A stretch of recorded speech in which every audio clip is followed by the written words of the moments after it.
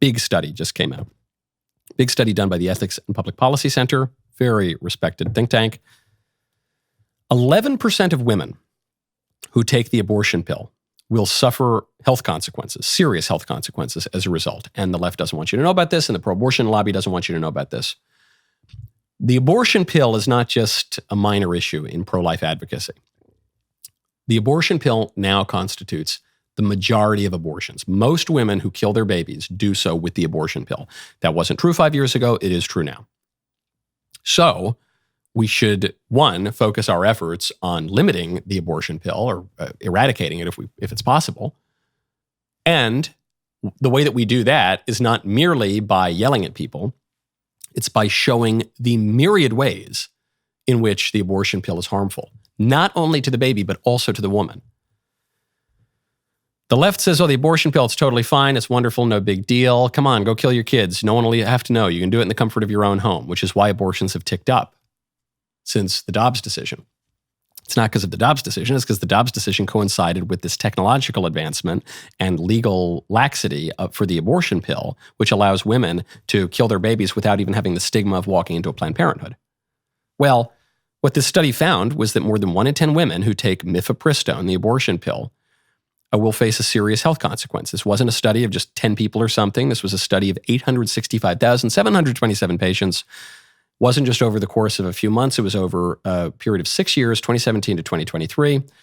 Published by EPPC, discovered that 11% of women suffered at least one serious adverse event within 45 days of taking the pill. The largest data set that we know of. More than 4.7% of women were forced to visit an emergency room related to the abortion. More than 3.3% of women suffered hemorrhaging. These are big numbers. More than 1.3% got an infection. Thousands of women were hospitalized. More than 1,000 women here needed blood transfusions. Hundreds of these women suffered from sepsis. The abortion industry will not tell you about any of that. Nearly 2,000 of these women had a different life-threatening adverse event from the ones that I've just mentioned. And in 2.84% of cases, the abortion from the abortion pill didn't work. And then the women completed the murder of their children through a surgical abortion. So in almost 3% of cases, the women take this poison with serious risk of harming or killing them. And it doesn't even do the thing they want to do, which is kill the kid, so they got to go in and have the surgical abortion if they want to complete the abortion, which of course no one has to do. Got to let women know this. One, for their own good, because we actually, even though these women are doing a very terrible thing, which is murder their children, one still loves them. One still has a Christian love for them. One might even have a familial or a community love for them. It might be women you know. And a lot of these women don't have good information. And even if the women do understand the moral gravity of killing their own child, even if they do admit that to themselves, a lot of women won't admit that to themselves. If you tell them, by the way, if you take this abortion pill, there's a greater than 1 in 10% chance you're going to seriously damage your health. Just that alone will very likely reduce their likelihood to do it. Go to takelean.com, use code Michael, MICHAEL 20. Do not mistake what I'm about to tell you about for another injectable weight loss solution. This is something entirely different. These impressive weight loss results come from a physician-developed dietary supplement called Lean. Lean was developed by medical and academic professionals as an alternative to GLP-1 medications, eliminating the need for injections. Research on the components in Lean demonstrates their ability to regulate glucose levels, significantly decrease hunger sensations, and enhance metabolism by utilizing fat stores as an energy source. Real people have seen real results. Lori M. wrote, quote, I've struggled to get weight off, and Lean has been a lifesaver. I've been losing a couple pounds a week or more. Kelly F. said, amazing. I immediately noticed an energy boost and a healthy loss in weight. I would promote this product to anyone. Strongly recommend it. If you struggled with weight, I know a lot of people have struggled with weight, go look into this, check this out. You know, sometimes a healthy diet and exercise just don't seem to be enough. That is where Lean is for you. Let's get you started with 20% off. Just use code Michael, MICHAEL 20 at takelean.com. Code Michael, MICHAEL 20 at takelean.com. What is that URL? Takelean.com. Code Michael, MICHAEL 20. Results vary. These statements have not been evaluated by the FDA, is not intended to diagnose, treat, cure, or prevent any disease, and is not a substitute for care from a healthcare provider. Sometimes pro-lifers, or people who are in any way take the abortion issue seriously, they'll say that the pro-life focus on women as the victims of abortion is misguided because the women are killing their children. So we shouldn't talk about them as victims, they're the perpetrators of the crime.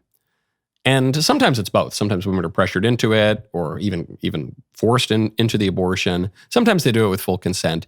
But as we've pointed out on this show many, many times, freedom is willing predicated on knowledge. So if you don't have a command of your will because you've abused it through vice and license, and if you don't have knowledge because you're ignorant or you've been taught things that aren't true, you cannot truly be said to be free. That's the classical and conservative understanding of freedom, not the left-wing version of freedom, the liberal version of freedom, which is just perfect neutrality in choosing. But these women really are not free, either because they've damaged their wills through vice or because they're ignorant or both, likely both. But in any case, the reason to focus on the risks to women from these abortions is a prudential choice to stop the abortions. When we point out that abortions are very bad for women, when we point out that the year before Roe v. Wade, not a lot of women died from illegal abortions. The left tells us thousands of women were dying. That isn't true. But 39 women died from illegal abortions the year before Roe v. Wade. 24 women died from legal abortions. When you look at where abortion was legal and illegal, it was about as risky to have a legal abortion as an illegal abortion.